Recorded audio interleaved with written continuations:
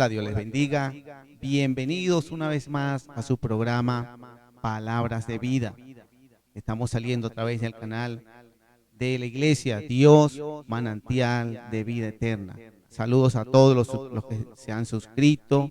Saludos a todos nuestros seguidores en Facebook. Saludos a todas aquellas congregaciones y ministros que nos ven a través de las redes sociales, que nos van siguiendo cada jueves y cada domingo a través de este canal.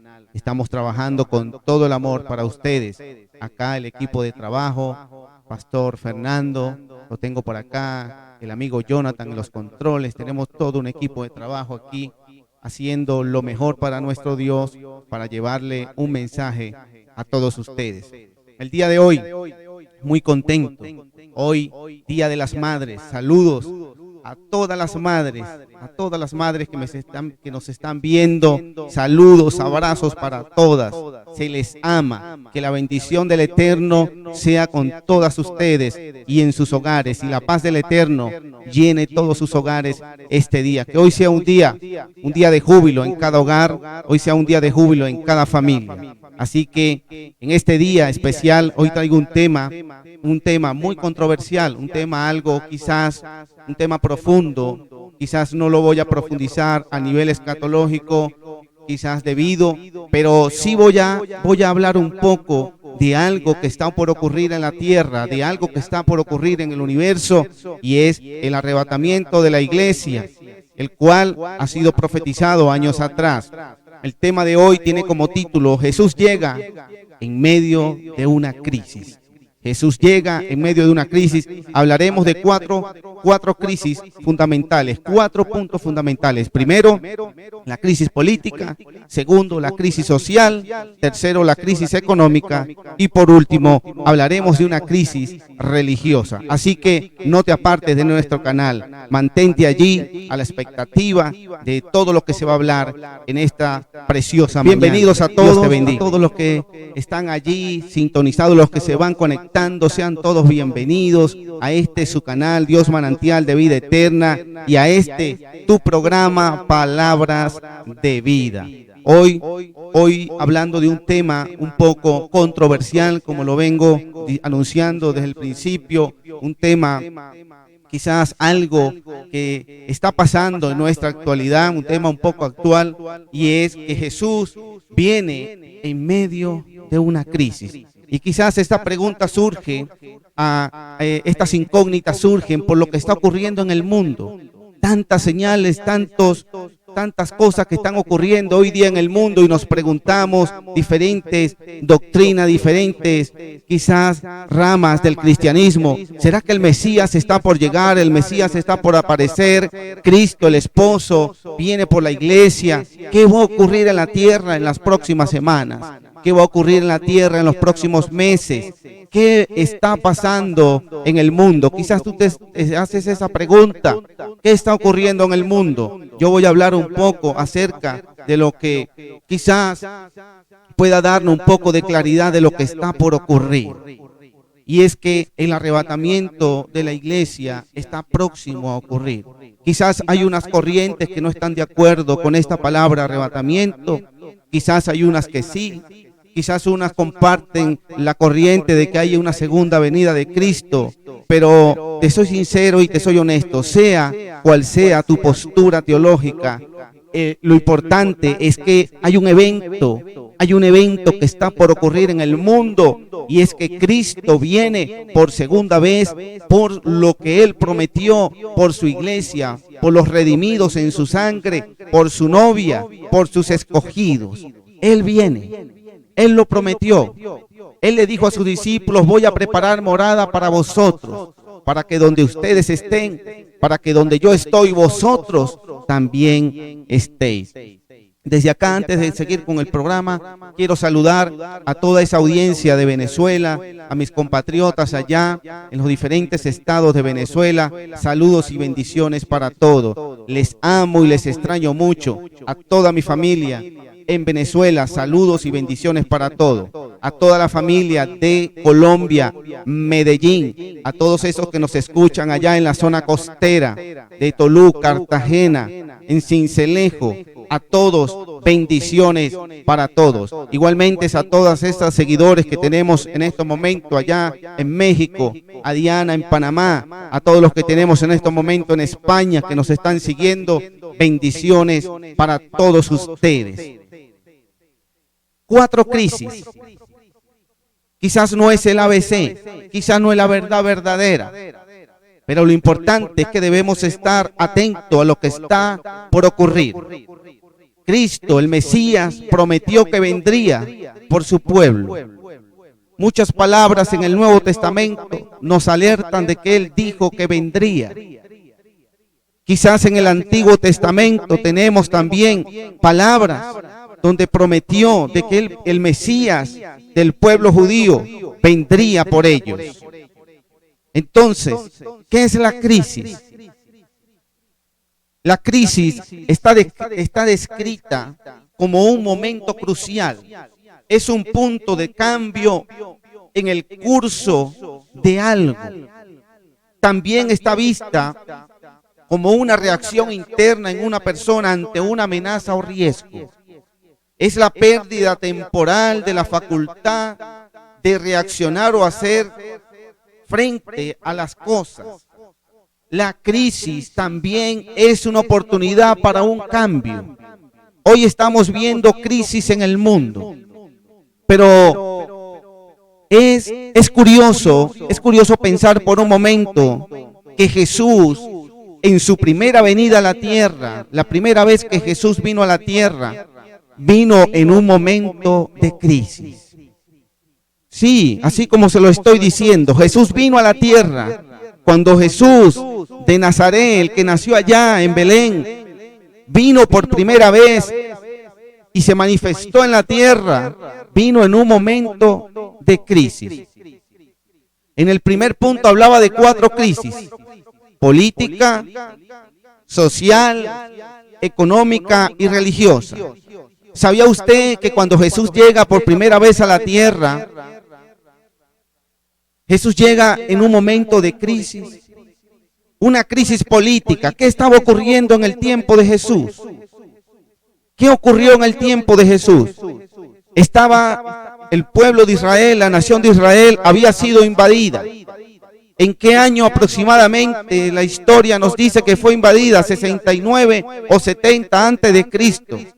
El emperador Vespasiano invade Jerusalén.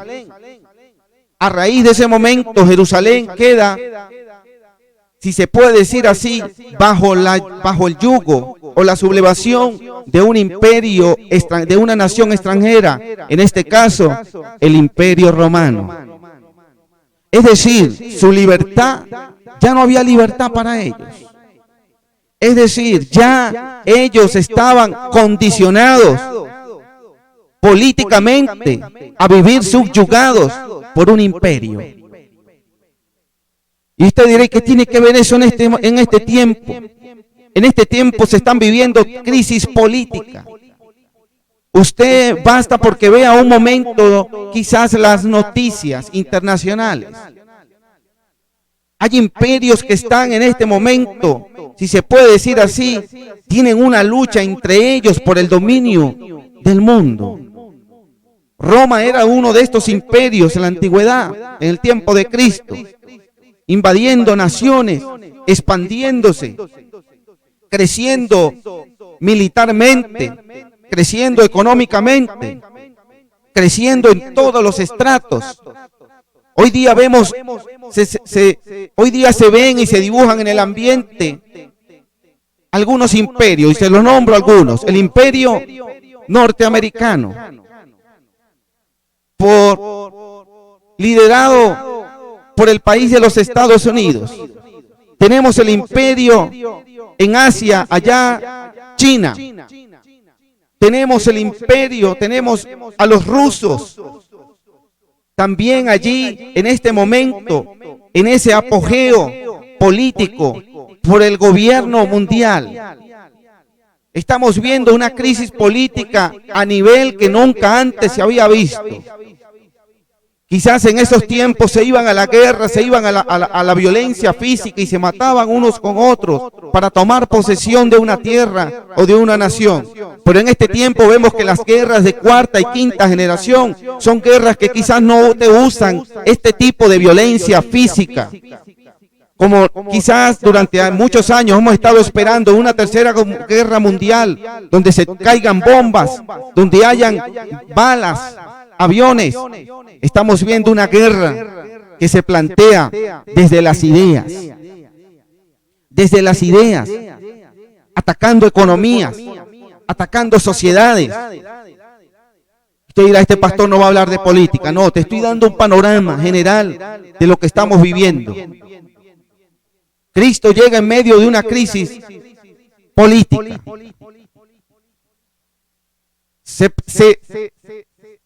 Si se puede decir así, se deslumbra en medio de esa crisis política, en el tiempo de Cristo, una crisis social.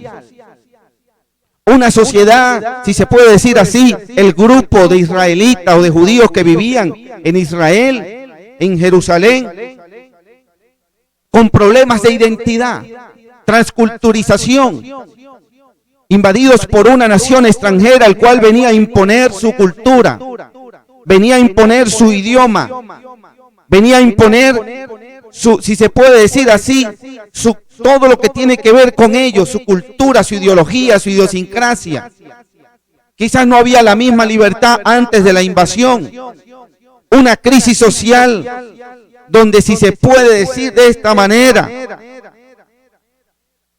se vislumbraba en el ambiente de Jesús movimientos rebeldes en contra de esta nación extranjera, movimientos rebeldes entre ellos, tales como cuáles existían en ese tiempo: macabeos y celotes, grupos de rebeldes, guerrillas que en lo oculto, si se puede decir así, en la oscuridad, planeaban cómo derrocar este imperio romano y ser libres. Quizás uno interpretando las profecías bíblicas, diciendo: ¿cuándo llegará el Mesías? ¿Cuándo seremos libres? ¿Cuándo este Mesías prometido allá en los profetas antiguos llegará y seremos libres de esta subyugación? Y quizás se fueron a las armas, buscaron la vía de las armas, olvidaron la ley de Jehová y se fueron por lo fácil. Problema social. Hoy día vemos un problema social de identidad en el mundo. Hoy día vemos cómo la sociedad a lo bueno le llama malo y a lo malo le llama bueno. Una sociedad en la cual se van creando leyes cada vez más y más en contra de los diseños de Dios y los diseños puestos por Dios.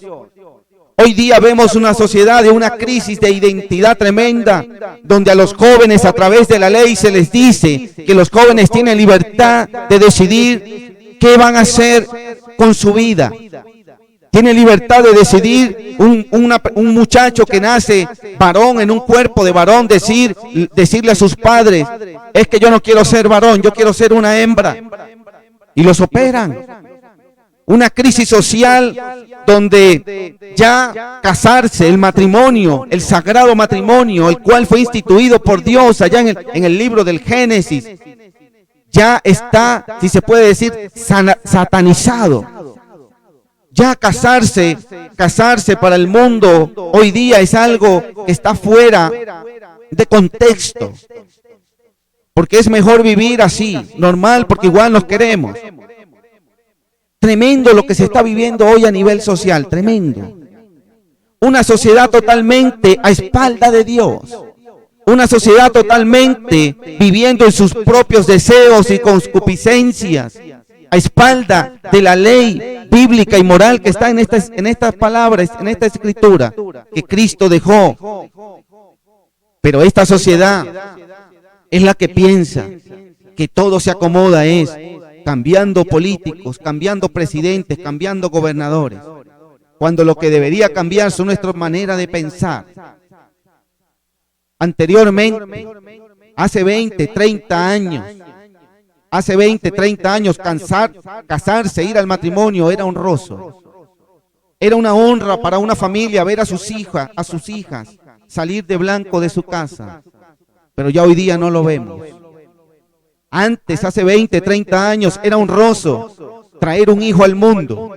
Hoy día se crean leyes como el aborto para venir y quebrantar la ley de Dios y yendo por encima de todas las leyes de Dios, incluyendo la del no matarás, matando ese ser vivo que se forma en el vientre de una mujer.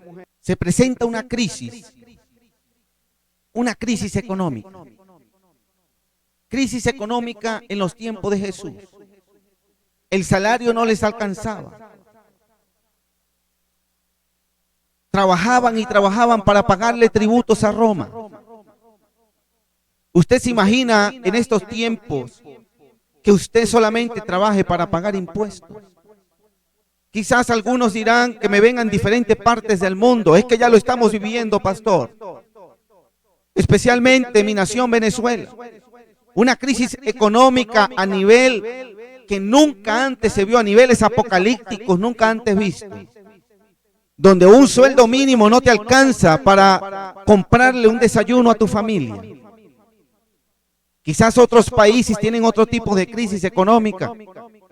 Quizás no le alcanza para pagar el arriendo, los servicios de su casa. Quizás comen 2 veces al día o una vez al día. O quizás algunos ya ni saben lo que es una comida. Una crisis económica. En estos últimos meses, 4 semanas, que han pasado desde que se plantea lo de la pandemia del COVID, vemos cómo en los diferentes países se vienen presentando crisis económicas. Las grandes, si se puede decir, las grandes economías del mundo sacudidas. Estados Unidos, China, Rusia. Las grandes economías del mundo, Europa, sacudidas en una crisis económica tremenda. Quizás muchos hoy día van y trabajan 16 horas y solamente les alcanza para cubrir sus gastos básicos. Quizás los impuestos de arriendo, quizás los impuestos de servicios son demasiado elevados en algunos países, donde solamente las personas trabajan para cumplir con su obligación. El mundo está atravesando, si se puede decir así, la misma línea de cuando Jesús llegó. Y me sorprende una de las últimas crisis que voy a hablar hoy para no alargar mucho el tema. Y es la crisis religiosa.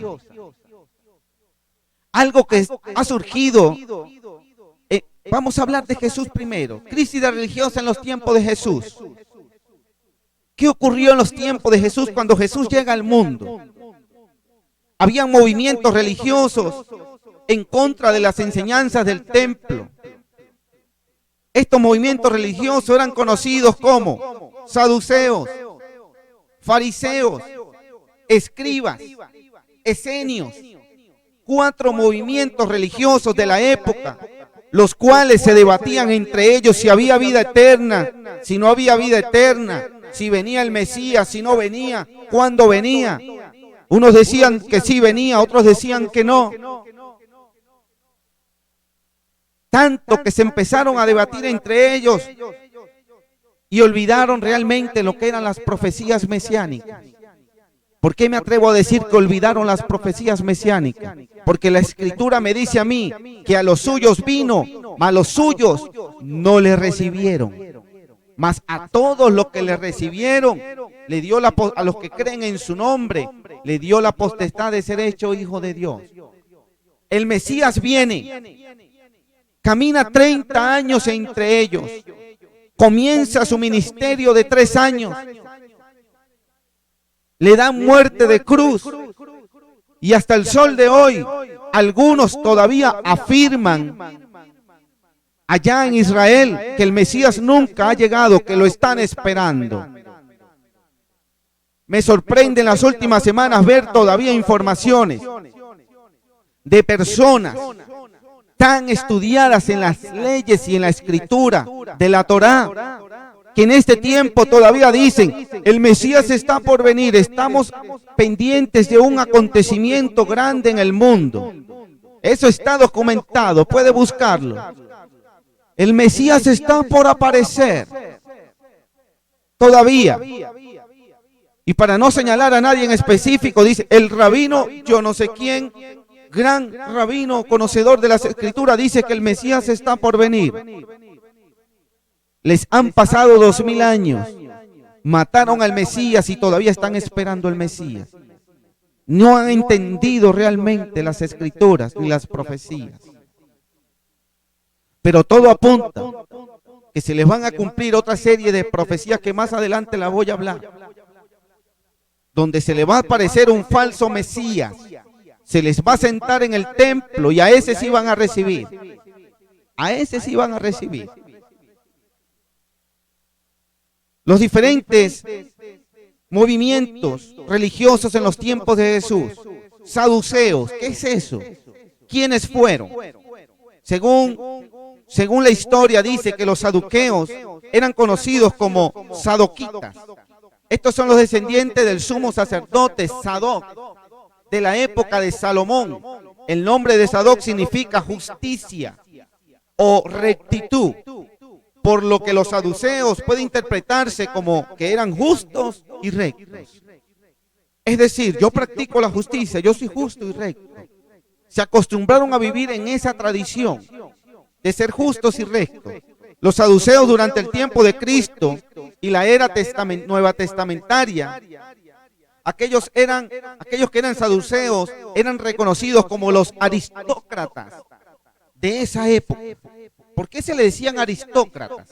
Ellos eran los que tenían riquezas, los que eran muy adinerados, aparte de ser saduceos, de practicar su justicia, entre comillas. Eran los ricos del momento, las personas que manejaban mucho dinero, incluyendo los jefes sacerdotales, algunos jefes sacerdotes y sumos sacerdotes.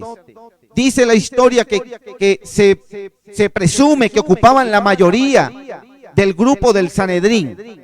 De esos 70 puestos de ese concilio, se presume que ellos ocupaban la gran mayoría por ser los que poseían el dinero.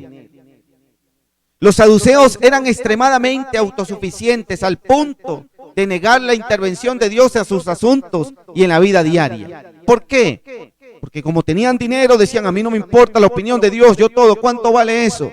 ¿Cuánto vale eso? Todo se resolvía con dinero. Negaban la resurrección de los muertos. No creían que habría una resurrección de muertos. Mateo 22, 23 nos habla. También tenemos a Marcos 12, 18. Y tenemos en el libro de los Hechos, capítulo 23 al 8. Ellos negaban cualquier vida después de la muerte. Sostenían que el alma perece con la muerte. Por lo tanto, creían que no había ningún castigo o recompensa después de la vida en la tierra. ¿Usted ha escuchado eso hoy día en medio de usted? Personas que dicen que aquí en la tierra pagamos lo que hacemos y que no hay otra vida después de esta. ¿Qué le parece? ¿Tenemos saduceos en el año 2020? Por supuesto que sí. Tenemos personas que en este tiempo todavía mantienen este tipo de creencias. Quizás no dicen, yo soy un saduceo, pero en su manera de pensar piensan como ellos. Negaban la existencia del mundo espiritual, de ángeles, de demonios. Ellos negaban esa existencia. Hechos capítulo 23, 8. Tal cual hoy. ¿Cuántas personas hoy ni dicen, no existe el mal, el diablo no existe, los demonios no existen? Eso es para los religiosos fanáticos. Tenemos otro grupo, el cual se llamaban los fariseos. Quizás usted lo ha escuchado mucho. Los fariseos. Los fariseos era una comunidad judía que existió hasta el segundo siglo después de Cristo, aproximadamente. El grupo atribuía su inicio al periodo de la cautividad babilónica. Se presume en la historia que tuvo un inicio allá en la cautividad babilónica en el 587 o 536 antes de Cristo. Los fariseos creían que Dios controlaba todas las cosas Y no obstante, las decisiones hechas por individuos también contribuían al curso de la vida de las personas, y que todas las decisiones hechas por una persona iban a contribuir en el curso de su vida. Los fariseos creían que Dios controlaba todas las cosas, y no obstante, las decisiones hechas por los individuos también contribuían al curso de la vida de una persona. Ellos creían eso, creían en la resurrección de los muertos. Por eso entre fariseos y saduceos había esa contienda, había esa pelea siempre.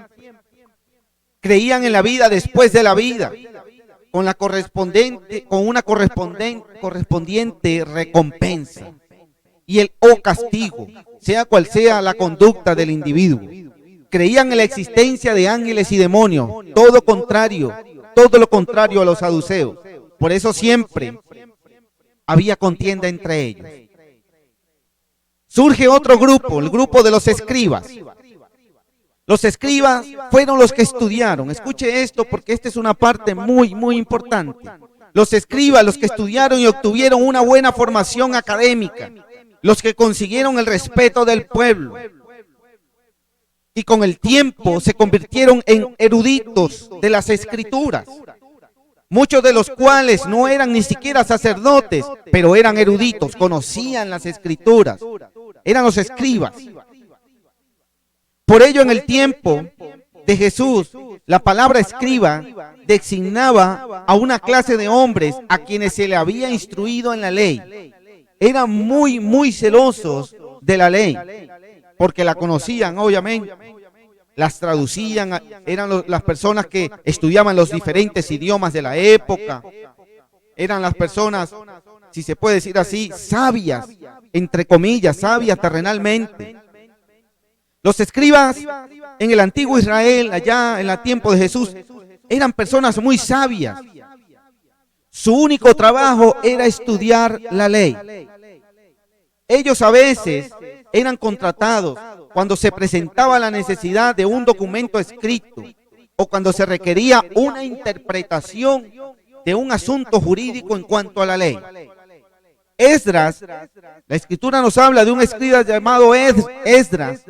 Era un escriba diligente en la ley de Moisés. Esdras capítulo 7, versículo 6. Estos escribas eran los que estaban día y noche metidos en la ley estudiando. Si se presentaba un problema que los sacerdotes aún no podían ni siquiera interpretar, entonces venían y acudían a los escribas.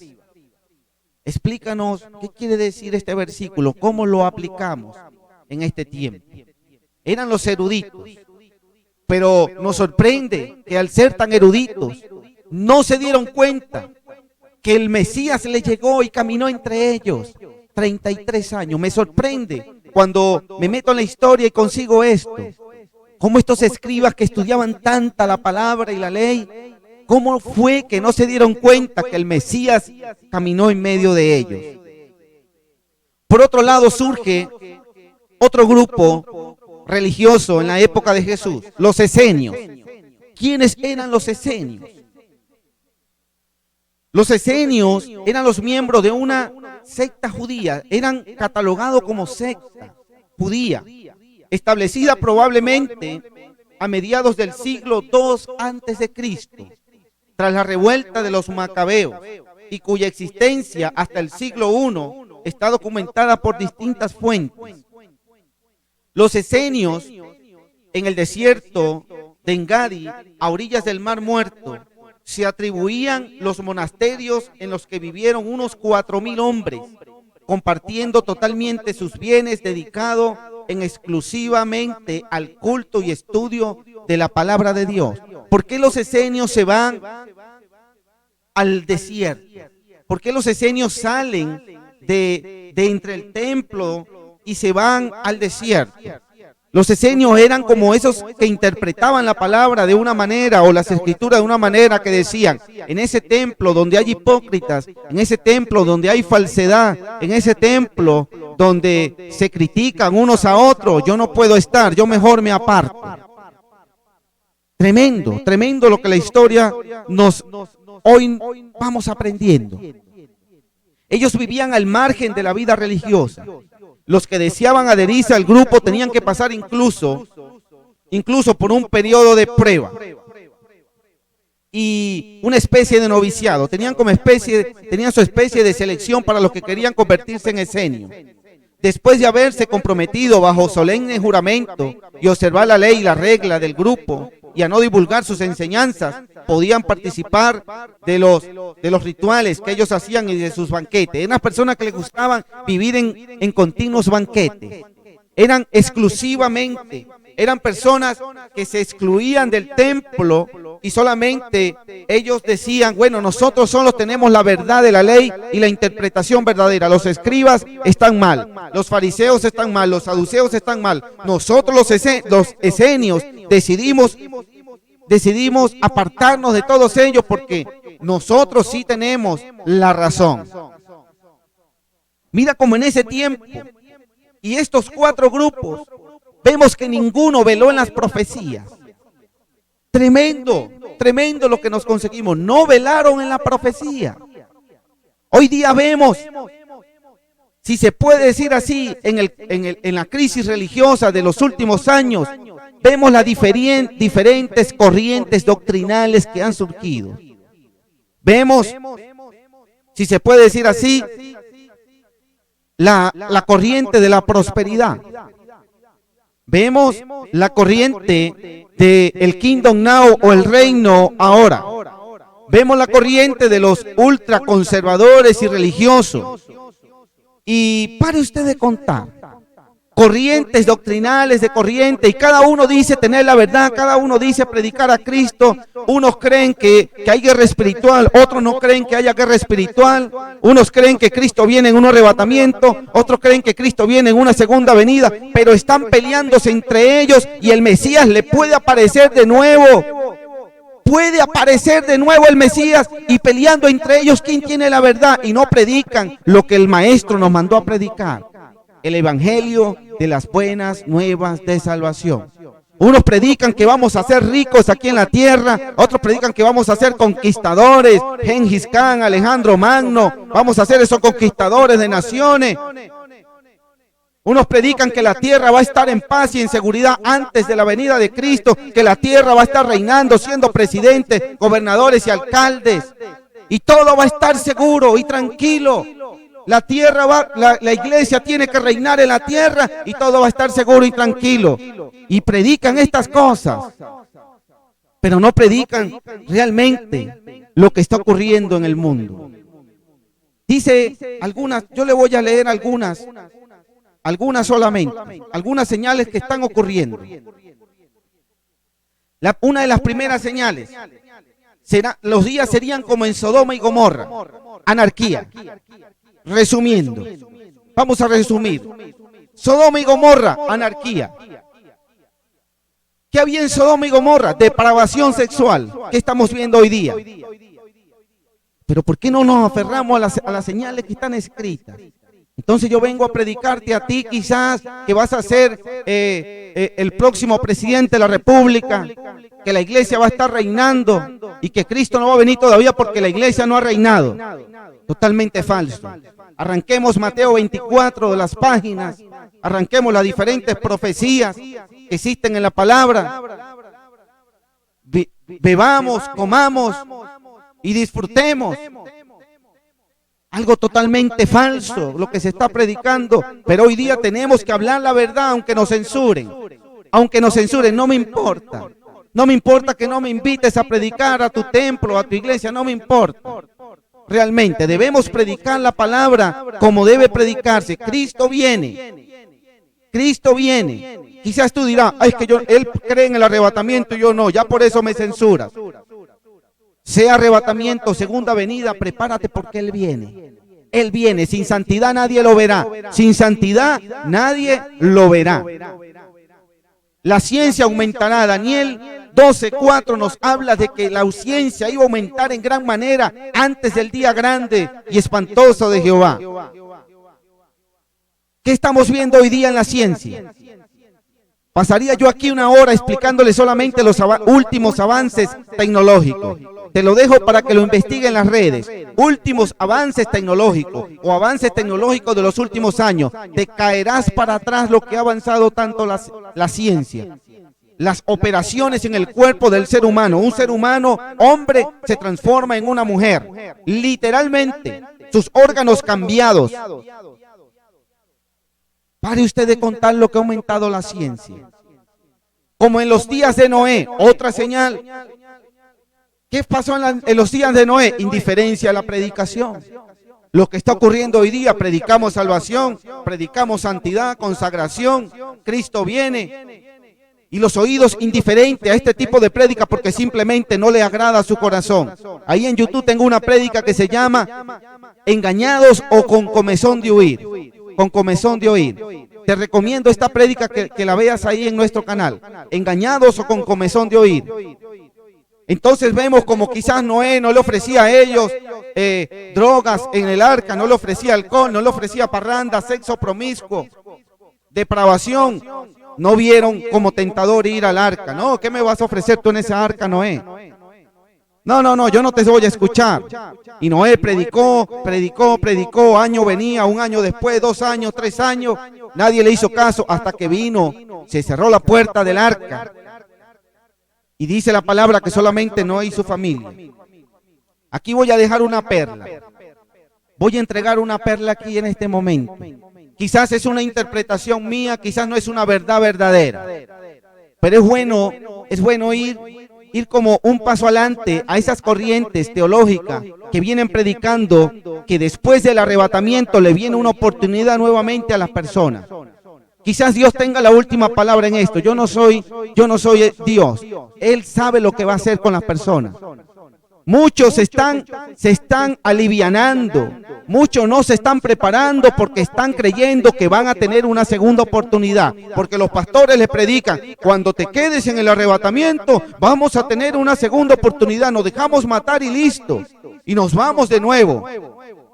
Yo a veces dudo un poco de esa teología y te voy a decir por qué. Jesús dijo, como fue en los días de Noé, así serán los días antes de mi venida. Yo te pregunto, después que Noé entra al arca, después que se cierra la puerta, ¿hubo una segunda oportunidad para los que se quedaron en el diluvio? ¿Hubo una segunda oportunidad? La Biblia me dice que todo fue acabado y solamente se salvó Noé y su familia. Es tremendo, quizás no es la verdad verdadera, pero ¿qué si pasaría así? ¿Qué si después del arrebatamiento, ya Cristo siendo el arca en este momento, Cristo siendo esa puerta por la cual tú puedes entrar, qué va a pasar después que se cierre la puerta? ¿Qué va a pasar después de que el arca, Cristo, arrebate su iglesia? ¿Qué va a pasar contigo? ¿Qué si no hay una segunda oportunidad? No te vas a la perdición eterna, no te vas a la condenación eterna. ¿Por qué no mejor irnos en este primer viaje? ¿Por qué no asegurar? ¿Por qué no consagrarnos en este momento a Cristo, consagrar nuestras vidas a Cristo e irnos en este primer viaje? ¿Por qué no? ¿Por qué dejar de creer en esa fábula de que va a haber una segunda oportunidad? Porque nuestros oídos tienen piquiña de escuchar eso. Porque nuestro corazón anhela escuchar eso. Vámonos en un segundo viaje.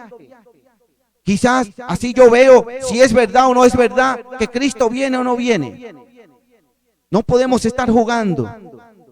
Con esto no se puede estar jugando. Ya para terminar. Dice que en los últimos días se levantarían falsos profetas. Falsos que iban ¿qué es un falso profeta? Prédicas falsas. No es nada mal que te profetiza lo bueno. Esos profetas que te profetizan todo el tiempo, que el año que viene se va a acabar toda la pandemia, que el mes que viene ya vas a tener dinero en el bolsillo, en tus cuentas bancarias, que levanta la tarjeta bancaria y vamos a declarar prosperidad en el banco y en tu cuenta y la plata va a aparecer así. Falsos profetas que le profetizan lisonjas a la gente. Le profetizan solamente lo que ellos quieren escuchar. Cristo nos lo advirtió, Mateo 24:11 nos lo deja explícito. Habrán falsos profetas, le van a hablar al pueblo lo que ellos quieren escuchar. Habrá pestes. ¿Por qué nos sorprende? ¿Por qué nos sorprende con todo lo que está ocurriendo en estos meses? Jesús dijo que antes de su venida habría pestes y habla en plural. Es decir, si estás sorprendido por la peste que está ocurriendo hoy día, el COVID-19, imagínate por las que vienen. Imagínate por las que vienen. Quizás van a ser peores. Habrá hambre.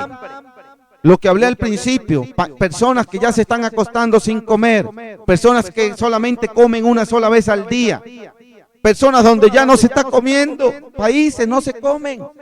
Valora cada alimento que Dios pone en tu mesa. Dale gracias a Dios por cada alimento que Dios coloca en tu mesa. Tú no sabes cuándo va a llegar el momento donde ya no va a haber. Se levantará nación contra nación y reino contra reino, y habrán rumores de guerra. Eso se ve en las noticias. Enfrentamientos entre los imperios, enfrentamiento entre cada uno de ellos. Que si por el control mundial, que si le voy a lanzar un misil a este, que si aquel hizo una prueba nuclear, que si Corea del Norte hizo una prueba nuclear, que si sigue así y sigue con sus amenazas, los voy a invadir. Y cuestiones como esa que usted conoce, que usted sabe y ve a diario en las noticias. Habrá terremotos. El año 2020 empezó con terremotos, con señales en el cielo, en la luna y las estrellas y el sol. Libro de Joel. Estamos viendo señales cumpliéndose en nuestras narices. ¿Qué más quieres escuchar? ¿Por qué le exigen a los profetas y a los pastores todavía? No nos prediques eso, predícanos que todavía Dios es amor. Dios es amor. Yo te lo digo de todo mi corazón, Dios es amor. Y por eso es que todavía nos ha dado tiempo, este pequeño lapso del tiempo de gracia que está por terminar, aprovéchalo, porque estamos disfrutando del inmenso amor de Él. Y dice la palabra, y con esto cierro, Lucas 21:38. Cuando estas cosas comiencen a suceder, erguíos, levantad vuestra cabeza, porque se acerca vuestra redención. Iglesia, el tiempo está cerca. Los que están tibios por allí, el tiempo está cerca. Los que están jugando al cristianismo, creyendo que esto es una religión, el tiempo está cerca. Esto es relación. Jesús nunca vino a predicar religión, Él vino a predicar relación con el Padre. Él vino, se dice la Escritura, que vino a reconciliar al mundo con su Padre. Él nunca vino a predicarte una religión. Él nunca vino a decirte, esta es la religión, los saduceos tienen la razón, los fariseos tienen la razón, los esenios tienen la razón. No. Jesús es el camino, Él es la puerta, Él es el arca. Entra por el arca mientras tenga tiempo, aprovecha mientras haya oportunidad. Busquen a Dios mientras pueda ser hallado. Llegará el momento donde no habrá escapatoria para nadie. Llegará el momento donde la puerta se cerrará. Y dice la palabra que seremos levantados, tesalonicenses. Dice allá el apóstol Pablo, que él mismo con voz de mando, con voz de trompeta, con voz de arcángel y de trompeta de Dios descenderá del cielo, y los muertos en Cristo resucitarán primero. Y fíjese cómo en ese tiempo Él se incluye y dice, y luego nosotros, los que hayamos quedado, seremos levantados y nos encontraremos con Él en las nubes. Pablo, el apóstol Pablo, en ese tiempo ya tenía la firmeza de que el arrebatamiento de la iglesia estaba cerca, de que el encuentro con el amado esposo estaba cerca. Y ya pasaron 2000 años, ya ha pasado mucho tiempo. ¿Qué vas a hacer si es mañana? ¿Qué vas a hacer si es esta noche? ¿Qué vas a hacer si es en este momento? Iglesia, yo te invito a que te pongas a cuenta con el Señor. No te estoy predicando evangelio escapista. Estoy predicando de que es tiempo que reconcilies tu vida con Dios. No te estoy predicando un evangelio de desastre solamente.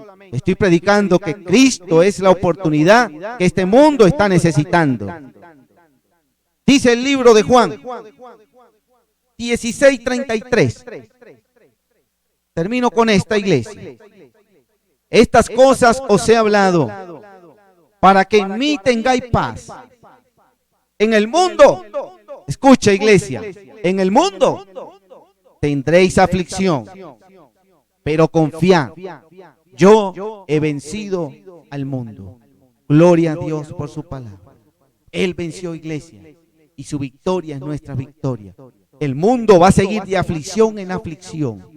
El mundo va a seguir cumpliéndose al pie de la letra cada profecía, con dolores de parto, como dice el Pablo allá en libros de Romanos, con dolores de parto.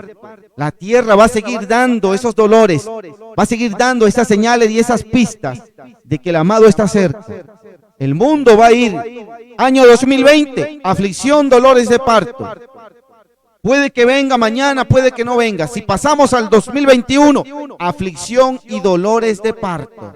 No puedo venir a profetizarte aquí más otras cosas. Te voy a hablar lo que está aquí escrito.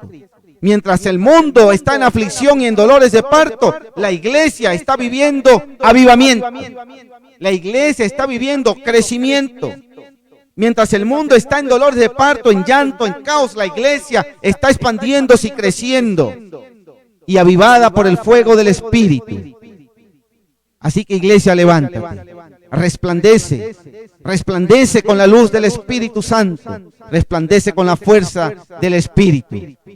Yo te invito a que nos sigas escuchando a través de este canal, Dios Manantial de Vida Eterna, y en nuestro programa Palabras de Vida. Oro en este día para que la revelación del Espíritu, la iluminación del Espíritu Santo, su entendimiento venga sobre tu vida. Que Él traiga conversión a tu vida, que Él traiga redarguir en tu corazón y puedas entender que los tiempos están cerca, que los tiempos del advenimiento de nuestro amado Cristo está cerca, que tal cual ocurrió en el pasado, en su primera venida, en medio de una crisis, llegó al mundo y el mundo no lo vio. Que nosotros en esta segunda venida, en medio de una crisis, podamos nuestro oído estar alineado y estar atento y no nos pase por sorpresa y no vivamos el mismo error que ellos cometieron. Señor, oro, Espíritu Santo, para que nos mantengas alerta. Alerta nuestro oído, alerta nuestro corazón para ese sonar de trompeta y podernos ir contigo. Dios te bendiga, iglesia. Dios te guarde. Les amamos. Los extrañamos.